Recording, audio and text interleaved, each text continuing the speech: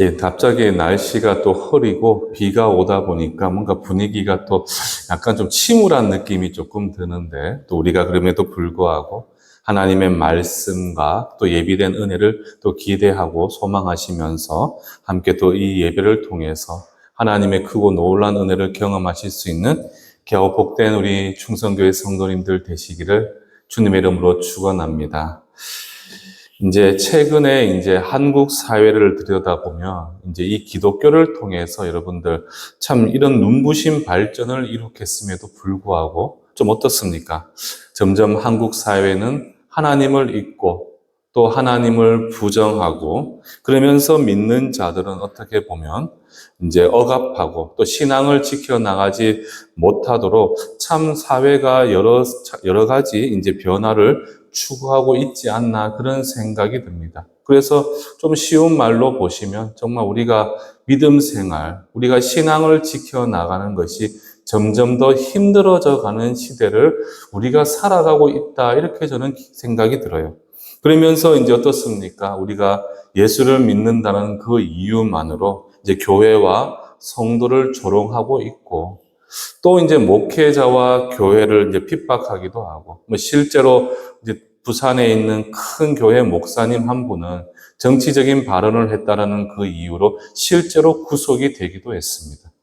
그러니까 이런 시대에 참 그럼에도 불구하고 우리가 이 땅 가운데 백성다운 삶을 살아가고 또 끝까지 믿음을 지키면서 이 악한 세상을 새롭게 바꿔갈 수 있는 방법은 무엇인가?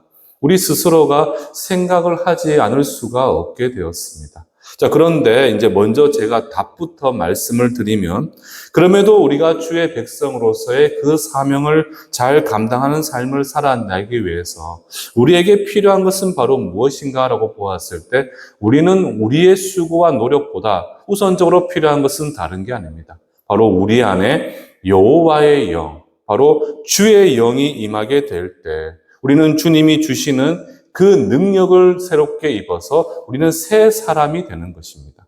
그래서 우리가 새 사람이 되었을 때 그렇게 끊임없는 도전과 핍박 속에서도 우리는 담대히 주의 사람으로서 나의 신앙을 지켜나가며 이 땅을 살아낼 수가 있게 됩니다. 그 사실을 어떻게 보면 가장 선명하게 보여주는 본문의 말씀이 바로 오늘 이 10장 전반부의 말씀이 되는 거죠. 그래서 오늘 본문을 제가 간략하게 먼저 정리를 좀 해드리면, 1절을 보시게 되면 어떻습니까? 사무엘은 하나님의 거룩한 명령을 쫓아서 사울을 이스라엘의 왕으로 세우게 됩니다. 자, 그렇게 이스라엘의 지도자로 사울은 세움을 받았지만 사울의 입장에서는 어떻겠습니까? 급박하게, 그는 그냥 자신의 아버지가 잃어버린 암나귀를 찾아 헤맸을 뿐이고, 그 나귀를 찾기 위해서 정말 하나님의 사람인 선지자 사무엘을 찾아갔을 뿐인데, 어느 순간 지금 사무엘은 사울에게 뭐라고 이야기를 하고 있죠? 당신이 이스라엘의 왕이 될 것입니다. 그렇게 그에게 기름을 붓고 있다면 사울 입장에서는 어떻겠습니까? 뭔가가 이해가 되지도 않고 또 불안하기도 하고 또 두렵고 염려되기도 하겠죠. 그런 사울을 향해서 하나님은 그가 하나님이 세운 사람이다라는 점을 그가 확신할 수 있도록 어떤 은혜를 베풀어 주시느냐? 그에게 증거를 보여주시게 되는 겁니다. 하나님의 백성, 하나님의 사람이 하나님의 은혜를 통해 무언가를 하고 그렇게 쓰임받게 될 때 때로는 우리는 의심하고 염려하고 두려워할 수밖에 없죠. 그러나 그 가운데 하나님은 그 백성들에게 어떤 은혜를 예비해 놓으셨는가? 그들이 그가 해야 될 그 일들에 대해서 확신을 가질 수 있도록 하나님께서는 그에게 일어날 3가지 증거를 2절에서 8절까지를 통해서 사무엘을 통해 그 말씀들을 예언해 주시게 됩니다. 그러니까 여러분들 기억하셔야 돼요. 우리가 하나님의 사람으로서 어떤 일을 하든지, 그리고 우리가 이 땅 가운데 주님의 영광을 나타내 보일 때 과연 내가 그 일들을 감당할 수 있을까? 우리는 늘 불안해하고 염려하고 때로는 그 문제 앞에서 두려움을 가질 때가 있죠. 그러나 우리 하나님은 단순히 하나님의 사람으로 우리를 세우는 것에 그치는 것이 아니라 우리가 그 일을 감당할 수 있도록 능력도 주시고 그 가운데 우리의 두려움을 해소할 수 있도록 우리 가운데 확신을 부어주시는 분이 바로 누구시냐? 우리의 하나님이 되신다는 사실입니다. 그래서 지금 사울을 통해서 두려워하고 또 염려하는 그 사울을 향해 어떻게 하시죠? 2절에서 8절까지를 통해 한 가지도 아니고 무려 3가지의 증거를 그에게 보여주시겠노라 약속을 하셨고, 실제로 9절에서 15절까지의 말씀을 통해서 그 약속이 온전히 성취됨을 우리가 말씀 본문을 통해 확인을 할 수가 있습니다. 자, 그런데 여기서 이제 우리가 한 가지 중요한 점은 이 본문의 내용을 통해서 이제 하나님이 이 땅 가운데 들어 사용하시는 인물은 어떤 인물인가? 그러니까 우리가 성경을 보면 매 역사적 시간들마다 그 순간들마다 이제 하나님께서 사용하시는 인물들이 있잖아요. 하나님께서 세우시는 인물들이 있고, 그런 하나님께 쓰임 받았던 인물들이 있잖아요. 예를 들면 우리가 이제 바로 우리 이전에 살펴보았던 사사기서의 말씀을 보면 이스라엘을 구원하시기 위해 하나님께서 온니엘이나 삼손이나 기드온과 같은 사람들을 세우잖아요. 자, 그렇다면 하나님께서 그 시대에 들어 사용하시는 인물은 어떠한 인물이고, 그를 세우기까지 하나님은 그 길을 어떻게 인도해 주시는가 하는 점입니다. 그리고 그 가르침을 통해서 오늘을 살아가는 우리는 어떤 신앙의 삶을 살아내야 하는가 역시 우리가 오늘 본문의 말씀을 통해서 확인을 할 수가 있죠. 그래서 이제 본문으로 들어가서 6절을 보시게 되면 성경은 뭐라고 이야기를 합니까? 내게는 여호와의 영이 크게 임하리니 너도 그들과 함께 예언을 하고 변하여 새 사람이 되리라. 이렇게 이야기를 합니다. 자, 그러니까 여러분들 이 6절 말씀만 보면 어떤 공식이 하나 성립된 것이 보이죠. 어떤 공식이. 바로 뭡니까? 무엇을 하면 무엇하게 될 것이다. 이렇게 지금 말씀을 합니다. 그러니까 보십시오. 6절을 보시게 되면 여호와의 영이 나에게 임하면 어떻게 된다고 이야기를 합니까? 너가 새 사람이 될 것이다. 이렇게 우리에게 말씀을 합니다. 여호와의 영이 너에게 임하면 너는 새 사람이 될 것이다. 여러분들, 우리가 이제 기억하셔야 되는 것은, 여러분들, 우리는 스스로가 이 땅을 잘 살아간다라고 생각을 하지만 분명한 사실은 여러분들, 우리의 힘과 능력만으로는 이 악한 세상, 그리고 모순된 세상을 온전히 살아낼 수가 없습니다. 자, 그런데 주의 백성들은 그러면 어떻게 이 악한 세상을 우리가 은혜롭게 살아낼 수 있는가? 그것은 내가 어떤 수고와 노력을 통해서 하기보다는 먼저는 우리에게 어떤 은혜가 주어져야 되는가? 바로 여호와의 영, 주의 영이 나에게 임하게 되면 그때 우리에게 어떤 변화가 있게 되는 것이죠? 바로 우리는 새 사람을 입게 되는 것입니다. 그러니까 이 악하고 영적으로 혼탁한 세상을 하나님의 백성다운 삶으로 살아내기 위해서 우리가 아무리 부단히 노력하고 힘을 내어도 그 세상을 그렇게 살아내기는 쉽지가 않아요. 그러나 분명한 사실은 성경은 우리에게 무엇을 이야기합니까? 이런 악한 세상을 너희가 하나님의 백성다운 그 삶으로 살아낼 수 있는 길은 먼저는 우리에게 무엇이 임해야 되느냐? 주의 영이 임하게 될 때, 여호와의 영이 임하게 되면 그때 우리는 어떤 변화를 겪게 되느냐? 우리는 새 사람이 되는 것입니다. 새 사람. 이전에 우리의 모습은 다 내려놓고 새로운 사람으로 변모하게 되는 것이죠.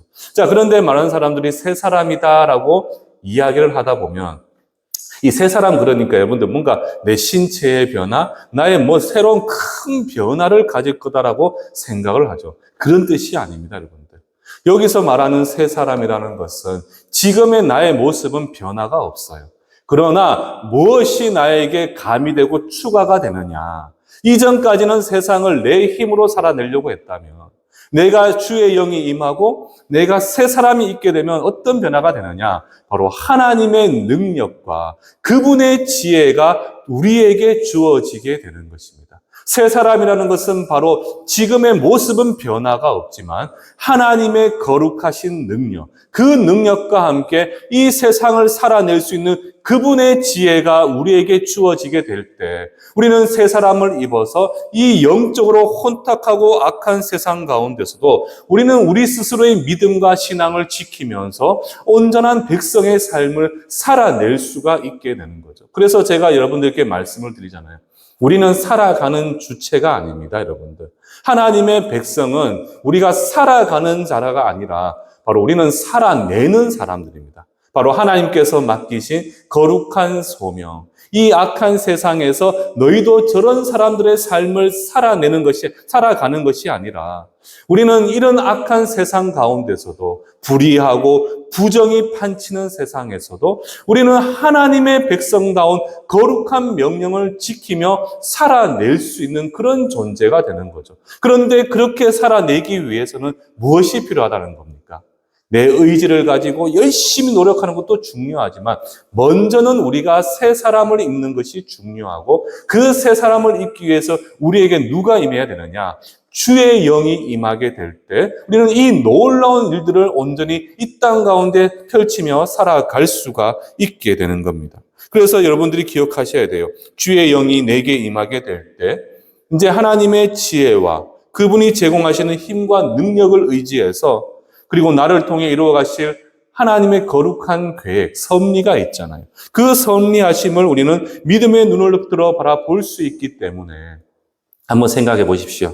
어떤 시련과 고난이 나에게 닥쳐와도 하나님이 나와 함께하고 계시고 그분의 지혜가 나에게 주어져 있기 때문에 우리는 두려워하기에 앞서서 나의 능력이 아니라 주님의 능력을 덧입은 우리 가운데서 하나님이 나와 함께 하심을 통해 그 모든 환난과 문제는 더 이상의 두려움과 나를 낙심케 만든 일이 아니라 오히려 하나님이 나를 통해 무엇을 행하실 것인가에 대한 기대와 소망으로 바뀌어지게 되는 것입니다. 그래서 모든 상황 가운데 하나님께서 인도하시는 대로 담대히 나아갈 수 있는 용기를 얻게 되는 것. 그 시작은 바로 무엇이냐? 우리 가운데 하나님의 영이 임하게 될 때. 그래서 여러분들 7절 하반절로 보시게 되면 결국 주의 영이 내게 임한다는 것은 결국 무엇을 의미하는 겁니까? 하나님이 나와 함께 하신다. 그러니까 하나님이 나와 함께 하신다면 여러분들 세상 두려울 거 있겠습니까? 물론 아까 제가 앞에서 말씀드렸잖아요. 지금의 내 모습, 내 상황은 바뀌지가 않아요. 그러나 무엇이 변화가 생기느냐? 하나님의 능력과 그분의 세상을 창조하신 지혜를 덧입게 되잖아요. 이것은 우리가 전인격적인 변화를 이루게 되는 것인데 그렇기 때문에 우리가 같은 문제를 이전에 내가 그 같은 시선으로 바라보더라도 예전에는 그 문제가 나로 하여금 두려움의 대상이 되었다면 하나님의 영이 임해 주와 함께하는 백성들은 동일한 문제를 바라볼 때 어떻게 생각하겠습니까? 그것은 내가 넘지 못하는 산이 아니라 하나님께서 그 산을 깎아버려서 나로 하여금 평탄한 길로 걸어가게 하실 것이라는 담대한 믿음과 확신을 가지고 한 발짝 내디딜 수 있는 용기를 얻게 되는 것이죠. 이게 바로 무엇이라는 겁니까? 새 사람을 입는다는 거예요. 그러니까 뭔가 새 사람을 입는다 그러면 요즘에 어린아이들한테 이야기하면 어떡하겠습니까? 목사님, 그러면 우리가 슈퍼 사이어인 것처럼 초능력자가 되는 겁니까? 저 슈퍼맨이 되는 겁니까? 이렇게 생각할 수가 있는데 분명한 사실은 기억하셔야 됩니다. 우리는 변화가 없습니다. 그리고 우리 주위의 환경도 변화는 없어요. 단지 무엇이 변화되느냐? 우리에게는 이전에 없었던 하나님의 능력. 그 능력을 덧입고 하나님의 지혜가 우리에게 주어지기 때문에 모든 환난과 문제 앞에서 내 생각으로 그 문제를 풀어가는 것이 아니라 하나님의 지혜로 그 모든 문제를 바라보고 풀어갈 수가 있게 되는 거죠. 이게 바로 무엇이냐? 주의 영이 임한 하나님의 백성의 모습이 되는 것입니다. 그래서 우리가 그분 안에 거하게 되는 나는 모든 상황으로 어떻게 되겠습니까? 절망 가운데 소망으로 바뀌게 되는 것이고 그 소망의 삶을 살아갈 수 있도록 바꿔주시는 분이 하나님이시며 그리고 어떤 힘들도 하나님의 지혜로 우리는 인내하면서 능히 그 상황들을 이겨낼 수가 있게 되는 거죠. 이 모든 것은 바로 나에게 주의 영이 임하게 될 때 이런 변화가 저와 여러분들에게 주어지게 됩니다. 우리가 이제 앞에서 제가 한번 언급을 했지만 이제 사사기 경우를 보시게 되면 여러분들 사사기 3장 10절에 보시게 되면 이제 온니엘이라는 인물이 등장합니다. 온니엘은 누굽니까? 우리가 사사기서를 보게 되면 첫 번째 사사가 바로 이 온니엘이잖아요. 온니엘. 그런데 뭐라고 이야기를 하고 있죠? 바로 온니엘에게 여호와의 영이 임했을 때 그는 하나님의 지혜와 능력을 덧입어서 정말 위기에 봉착한 그 이스라엘을 어떻게 구원하게 되는 놀라운 역사를 이루어내게 되는 거잖아요. 온넬이라고 뭔가 특별한 힘이 있었겠습니까? 그도 하나님을 그는 하나님의 일반적인 백성이었지만 그는 하나님을 믿었고 하나님의 능력을 의지했습니다. 그렇기 때문에 그에게 주의 영이 임하게 되었을 때 그는 일반의 사람과 다를 바 없었지만 하나님의 지혜가 그에게 주어지게 되면서 정말 수많은 이스라엘 백성들을 구원할 수 있게 되는 놀라운 역사를 그가 이루어낼 수가 있었더라는 거죠. 그리고 이제 우리 삼손은 어떻습니까, 여러분들? 삼손도 정말 그도 연약할 수밖에 없었고 힘은 있었지만 연약할 수밖에 없었지만 그에게도 하나님의 영이 임하니까 그는 하나님께서 맡기신 그 일들을 온전히 감당할 수 있는 놀라운 일들을 보여주게 되었습니다. 그리고 우리가 대표적인 또 모습들이 있죠, 여러분들. 우리가 사도행전을 보게 되면 여러분들 우리가 베드로를 비롯한 수많은 제자들을 생각해 보십시오. 오순절 마가 다락방에 120여 명이 모였잖아요. 그들은 이전까지만 해도 예수님을 부정하고 그들은 예수님이 십자가에 못 박혀 돌아가실 때 그들은 무서워서 도망쳤던 인물들입니다. 그런데 약속한 성령을 받으라라고 이야기를 하셨고 그 약속된 말씀을 의지해서 함께 모여 기도할 때 어떻게 됩니까? 주의 영이 그들에게 강하게 역사를 하게 되잖아요. 그런데 그때 주의 영에 강하게 역사했던 그 인물들은 어떻게 바뀌었습니까? 그들은 정말 세상을 향해 나아가서 복음을 위해 목숨도 아끼지 아니하는 그러한 십자가의 영광의 길을 걸어갔던 인물들이 바로 누구냐? 바로 그 제자들이었어요. 그런데 그 제자들이 그렇게 행동할 수 있었던 대표적인 이유는 다른 게 아니죠. 그 시작점은 바로 무엇이었느냐? 여호와의 영이 그들에게 강하게 임하게 되었을 때 그들의 전인격적인 변화를 통해 주의 능력을 덧입고 하나님의 지혜로 말미암아 그들은 세상의 도전과 핍박 앞에서도 담대함을 얻고 그들 향해 나아갈 수 있는 용기를 얻게 되었다는 사실입니다.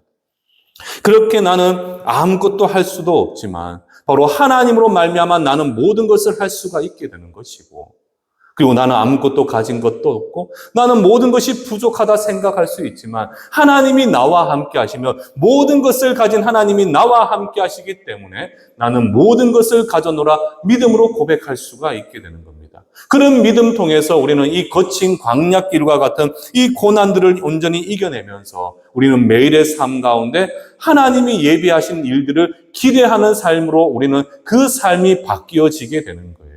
저는 여러분들이 아이고 목사님 결국에는 주의 영이 임하는 그러한 일꾼들은 결국엔 보십시오. 사울과 같은 인물 또 모세와 같은 인물이잖아요. 그들은 성경의 주인공과 같은 인물들인데 정말 이 칠곡석적에 살아가면서 정말 세상 보기에 보잘것없는 내가 어떻게 그런 삶을 살아낼 수 있겠습니까? 생각할 수가 있겠죠.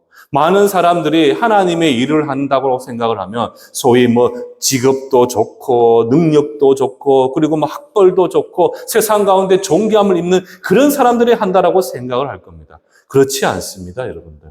그렇지 않아요. 여러분들 가운데, 여러분들 인생에 주의 영이 강하게 역사하여서 그 주님과 함께하는 동행하는 삶을 살아내게 된다면 비록 내가 세상에서 주인공은 될 수가 없겠지만 하나님 보시기에 그 하나님의 그 인생의 단막극에는 내가 주인공이 되는 것이고 나 한 사람을 통해서 주의 십자가의 영광이 세상 가운데 흘러가고 증거되어지게 될 때 새로운 영혼이 주를 바라보게 되는 놀라운 역사가 임하게 되는 것이고 그렇게 우리 인생을 하나님 보시기에 잘했다, 수고했다, 칭찬받는 복된 인생이 되는 것. 그것이 바로 우리 인생 가운데 하나님이 주신 놀라운 복이 되는 것이죠. 그래서 저는 여러분들이 좀 어떻게 생각을 하셔야 되느냐. 저는 이렇게 생각했으면 좋겠어요. 나는 하나님께서 만드신 이 인생의 단막극에 내가 주인공이고 그 주인공의 삶을 온전히 살아낼 수 있도록 내가 주의 영을 온전히 우리가 주의 영이 나에게 임하게 되면 나는 하나님의 지혜로 이 세상을 새로운 시선으로 바라보게 되고 하나님께서 맡기신 그 귀한 일을 지금 내가 하고 있는 모든 일 가운데 최선의 수고와 노력을 통해 행하며 나아가게 될 때 나를 통해 변화되는 세상과 수많은 사람들을 통해서 주님이 영광받게 되는 놀라운 일이 일어나게 될 것이다. 저는 우리 성도님들이 이러한 담대한 또 어떻게 보면 정말 큰 어떻게 보면 자신감을 좀 가졌으면 좋겠어요. 저는 우리 성도님들께서 여러분들은 하나님이 사랑하시는 인물이잖아요. 어떻습니까? 우리는 십자가에 못 박혀 죽으신 예수 그리스도, 그 십자가 보혈의 은혜가 지금도 여러분들에게 흘러 넘치고 있잖아요. 여러분들을 죽기까지 사랑하신 예수님이 여러분들에게 임하게 되신다면 여러분들 우리 인생 짧은 인생이잖아요. 막 길어봐야 100년도 못 사는 인생. 이 짧은 인생 가운데 우리는 후회 없는 삶을 살아낼 수가 있게 되는 것이고 그 과정 가운데 하나님은 우리의 걸어가는 그 길 가운데 시온의 대로를 열어주시게 될 것입니다. 자, 그렇게 이제 여러분들에게 이제 주의 영이 임하게 되면 이 악한 세상에서 그럼에도 주의 능력으로 그리스도인이라는 영적 신분을 지키며 살아가면서 우리가 이제 주님께 가는 그날까지 우리는 이제 믿음을 지킬 수 있을 뿐만 아니라 교회 공동체와 그리고 성도들을 위해 하나님께서 맡기신 그 귀한 사명들을 우리가 온전히 감당할 수가 있게 되는 겁니다. 결국 여러분들 이제 교회에서의 섬김이라든가 또 성도들을 향한 수고와 헌신, 이 모든 것은 내 스스로의 힘으로는 할 수 없습니다. 저는 우리 주일학교 교사분들 볼 때마다 저는 좀 죄송한 마음이 많이 들어요. 저희 교회는 생존과 관련이 있기 때문에 주일학교를 부흥시킬 수밖에 없잖아요. 저는 이제 여기 계신 우리 교사분들 제가 사정을 하고 부탁을 해서 이제 교사로 섬기시는 분들도 계시잖아요. 제가 이제 부탁을 할 때는 정말 큰 그림을 그리기도 하고 부탁을 했는데 이렇게 힘든 사역이 될 줄은 저도 몰랐습니다.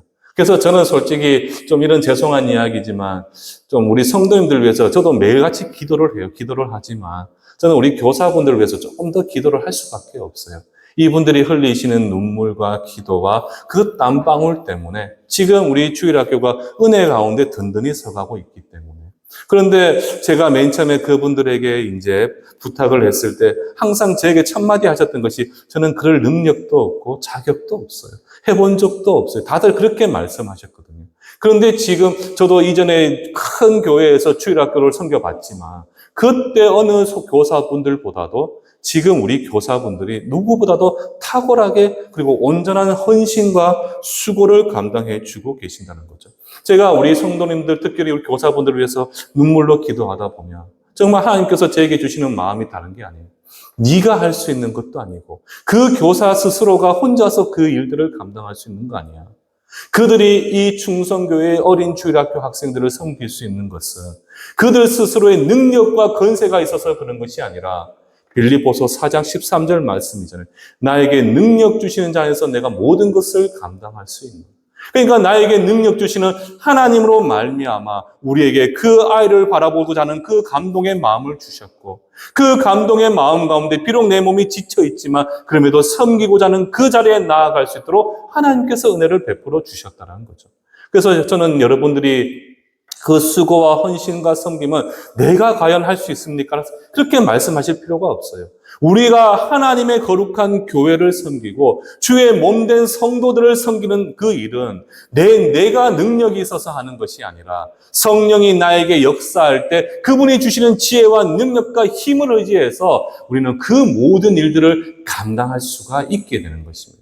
저는 우리 성도님들이 이 사실을 기억하셔야 돼요. 세상에 나가서 여러분들 크고 완대한 꿈이 있잖아요. 난 세상 나가서 예수 이름을 증거하겠습니다. 직장에서나 가정에서나 세상의 모든 관계 가운데서 나는 예수 이름을 증거하는 하나님의 사람이 되고 싶습니다. 이렇게 우리는 자신 있게 나아가지만 세상의 거친 풍랑을 바라보면 베드로처럼 어떻습니까? 그 두려움에 엎드리실 수밖에 없게 되잖아요. 그러나 그 가운데서도 우리를 그 바다를 걸어서 건너게 하신 분이 바로 누구시라는 겁니까? 하나님이시라는 거예요. 하나님이 우리에게 능력이 임하고 그분이 우리와 함께 역사하시고 내가 걸어가는 길을 함께 걸어가게 된다면 모든 순간에 모든 내가 직면한 문제는 내가 풀어야 될 숙제가 되는 것이 아니라 나의 영원한 백그라운드가 되어주시는 나의 하나님이 풀어야 될 숙제가 되는 거죠. 우리는 그 길을 온전히 믿음을 의지해서 여호와의 옷자락을 붙들고 걸어만 가면 되는 거예요, 여러분들. 그 걸어가는 길에 돌뿌리가 있고 나를 바로막는 거친 풍랑과 바다가 있다 할지라도 하나님은 그 바다를 갈라서 건너게 하실 전능하신 하나님이시기 때문에 우리는 믿음으로 의지하며 그 길을 걸어가십시오. 그러면 하나님께서 모든 상황 가운데 앞서 행하시면서 여러분들 걸어가는 길, 때론 넘어질 수는 있겠지만 완전히 엎드러지지 않도록 여러분들의 손을 잡아 일으켜 세워주시는 하나님의 은혜가 에베네셀 여기까지 도우시는 은혜로 여러분들을 지키며 보호해 주시게 될 것입니다. 저는 여러분들이 그 사실을 좀 꼭 기억을 하셨으면 좋겠어요. 우리가 이제 고린도전서 12장에 보면 은사가 나오잖아요.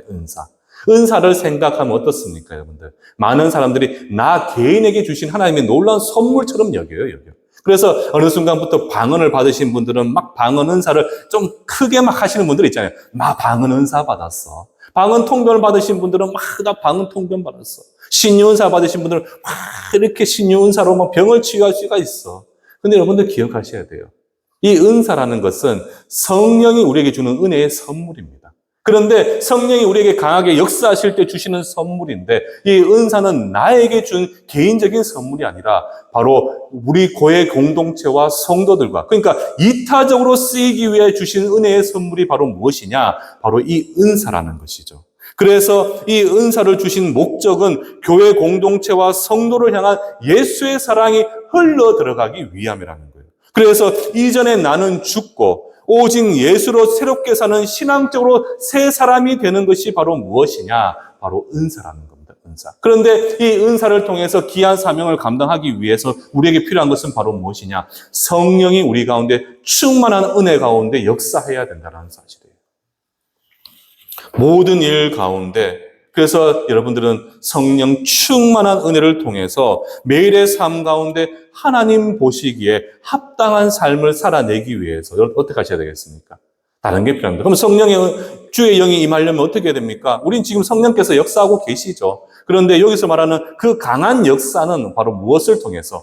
하나님의 말씀, 그리고 그 말씀을 이제 주께 기도하며 예배를 통해서 하나님을 향한 참 경건을 우리가 은혜 가운데 회복할 수 있을 때 그때 우리에게는 하나님의 놀라운 권세와 능력이 역사하여서 우리 가운데 이 세상을 하나님의 거룩한 십자가로 온전히 세워나가는 그 일에 우리가 쓰임을 받을 수가 있게 되는 것입니다.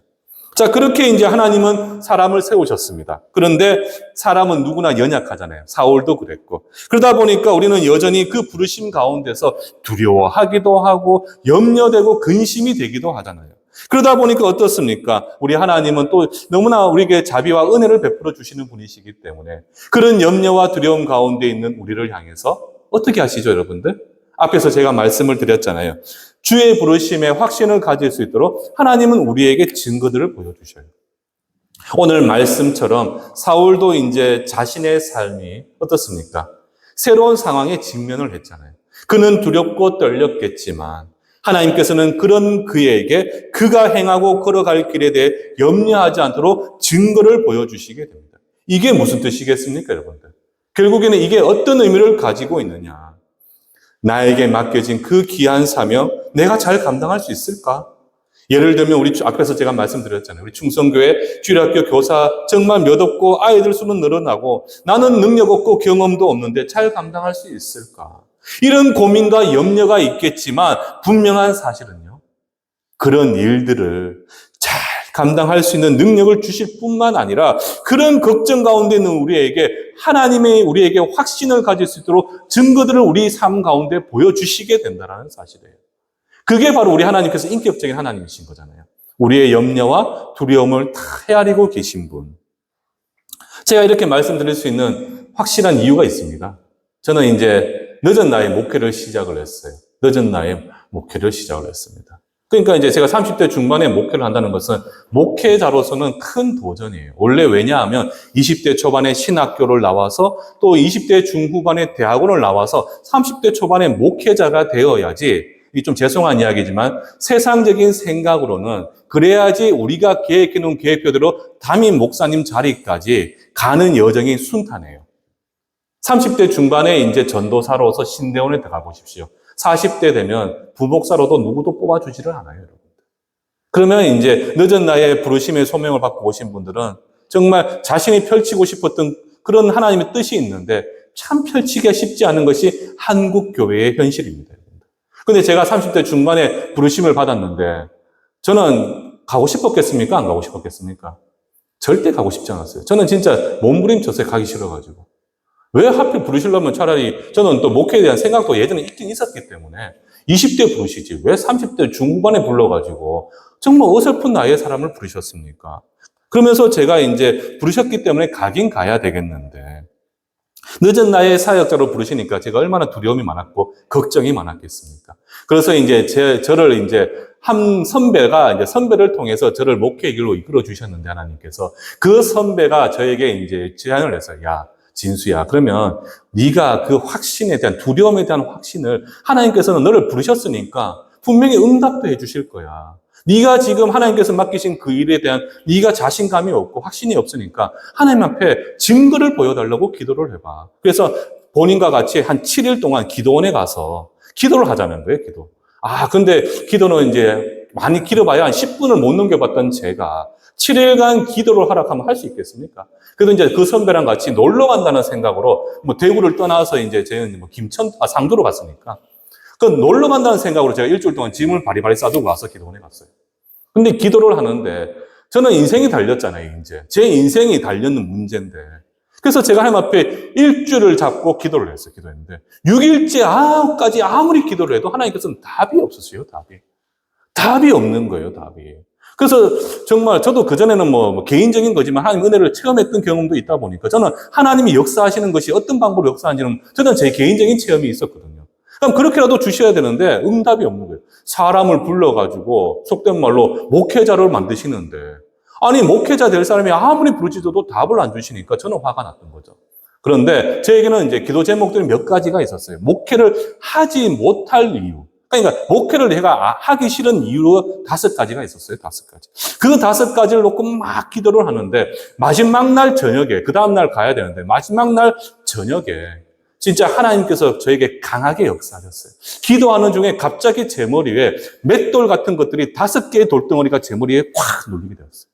저는 이건 뭐 체험이겠죠. 뭐 영적인 체험이겠지만 그런데 실제로도 제가 고개를 들지를 못했고 엄청나게 극심한 두통을 가지게 되었어요. 그리고 그 모습을 보니까 제 선배 형님도 무서워가지고 걱정이 돼가 막 열심히 기도를 해줬어요.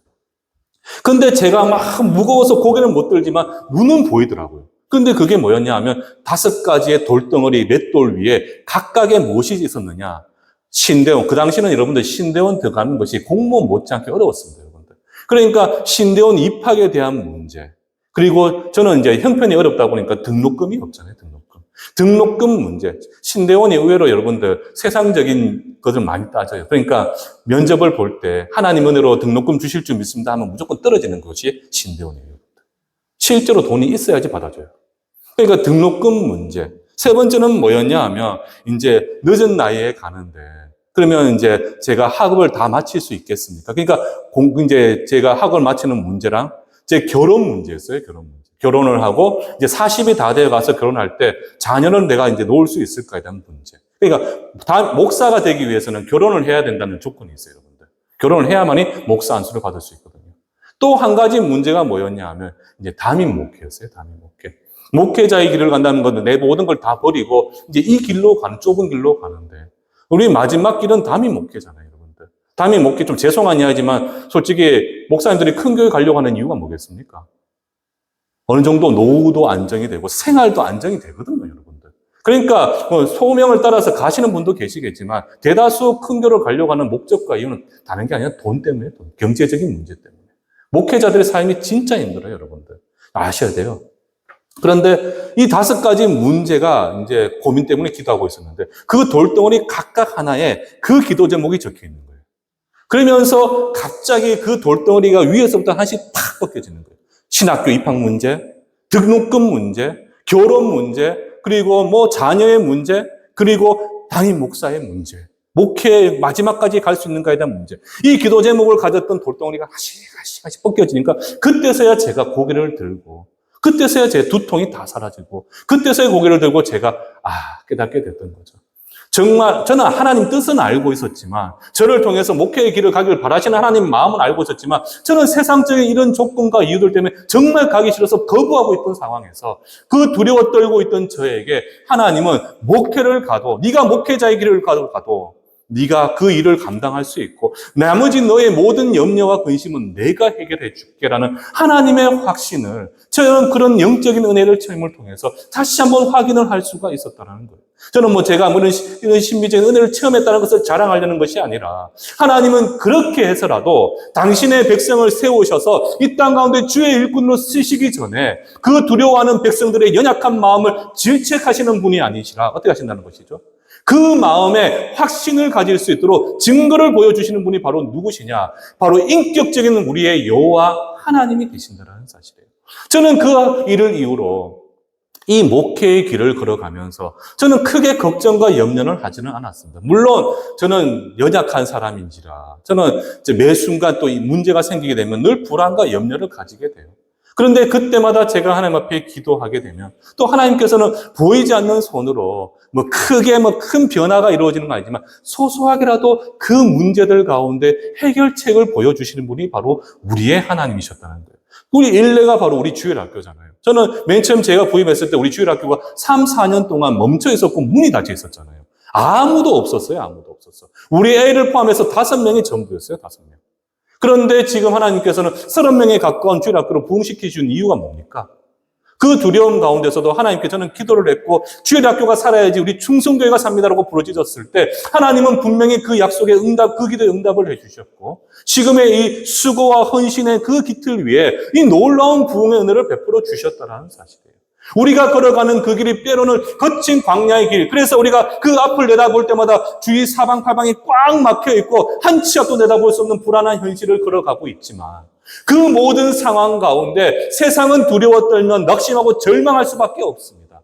그러나 같은 상황이라 할지라도 우리 가운데 주의 영이 임하게 되며 하나님이 주시는 담대한 용기를 얻게 되었을 때 우리는 그 하나님의 용기를 통해 주의 옷자락을 붙들고 그 가시밭길을 비록 아프게 걸어가야 된다 할지라도 그 한 줄기 빛이신 예수님의 그 영광을 쫓아서 우리는 그 길의 끝을 향해 나아갈 수가 있게 되는 거죠.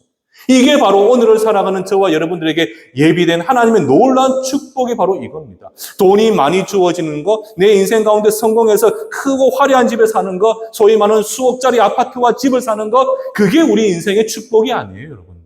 우리 인생의 축복은 다른 게 아니라 주의 영이 나에게 임하여 하나님의 지혜와 능력을 덧입고 매 순간 하나님이 나와 함께 하심을 통해 모든 환난 가운데서도 주님의 능력을 덧입어서 승리하는 삶을 살아가는 것. 넘어져서 까이고 아프고 안 넘어지는 것이 아닙니다, 여러분들. 우리 인생들도 똑같아요. 넘어져요. 세상은 넘어지나 누구도 일으켜줄 사람이 없지만 우리는 넘어져서 모두가 나를 외면해도 우리의 하나님은 나를 향해 손을 드시고 그 손을 붙잡아 일으켜 세워주시는 분이 바로 저와 여러분들의 아버지이신 하나님이시잖아요. 그 하나님이 여러분들의 아버지 아닙니까? 그 어느 아버지가 그 자식의 가시밭길에 그 발이 그 찔레꽃에 찔리는 것을 누가 그냥 보고 계시겠습니까? 그렇지 않다는 거예요. 지금 하나님께서는 오늘 이 본문을 통해서 주의 영이 임한 주의 백성이 어떤 삶을 살아낼 수 있는가 뿐만 아니라 그가 담대하고 확신을 가지며 살아갈 수 있는 이유는 바로 그 모든 상황 가운데 하나님은 우리에게 증거를 보여주시게 되고 그 가운데 믿음으로 그 하나님을 의지하며 나아가게 된다면 매 순간이 하나님으로 말미암아 늘 말씀을 드리잖아요. 범사에 감사할 수밖에 없는 이유가 우리 인생의 고백이 되도록 만들어주시는 분. 그것을 위해서 여러분들을 위해 이 땅에 죽기까지 십자가에 못 박혀 그 십자가 벌을 흘려주신 분이 바로 우리 예수님이시잖아요. 저는 여러분들이 그 예수님을 의지하는 삶을 살아가길 소망합니다. 우리가 안 그렇습니까, 여러분들? 세상 한번 보십시오. 세상은 우리를 잡아먹으려고만 하지 우리에게 선의의 손을 베푸는 자들이 없습니다. 그러나 우리 하나님만은 보이지 않지만 지금도 여러분들이 우물가로 빠질 것 같으면 옷자락을 당겨서 뒤로 당겨주시고 우리가 올라갈 힘이 없으면 뒤에서 보이지 않지만 밀어주시고 추운 겨울 정말 한파가 우리에게 몰아닥치면 그 크신 품에 안아서 따뜻하게 보호해 주시는 것. 그래서 성경은 항상 우리에게 말하는 것이 두려워하지 말라 플러스 항상 두려워하지 말라 플러스 지켜 보호하심에 대해서 우리에게 말씀을 하고 있잖아요. 하나님의 이 놀라운 보호하심이 지금 여러분들에게 주어져 있고, 여러분들 인생길 가운데 내가 알지는 못하지만 믿음의 눈을 들어 바라보게 된다면 하나님의 그 약속된 증거를 여러분들은 온전히 바라볼 수가 있게 될 것입니다. 말씀을 마무리하면서요, 주의 일을 하는 거 쉽지 않은, 그래 제가 이렇게 말씀을 전하면서도 우리 성도님들 어떻게 받아들일까 쉽지 않은 걸 알고 있습니다. 알고 있어요. 그런데 전적으로 우리가 하나님께 나를 맡기는 것이라고 생각하시면 돼요. 특히 교회에서 맡기진 귀한 사명을 감당하는 것, 소위 능력 있고 잘나고 탁월한 사람들이 하는 거 아닙니다. 주의 영이 나에게 임하게 된다면 내 영혼이 새롭게 변화되고 주의 능력과 지혜를 온전히 경험한 누구나 그 귀한 사명을 감당할 수가 있게 되는 거죠. 여러분들 자녀를 부르신 목적이 있잖아요. 소명이 있잖아요. 소명. 그건 뭐겠습니까?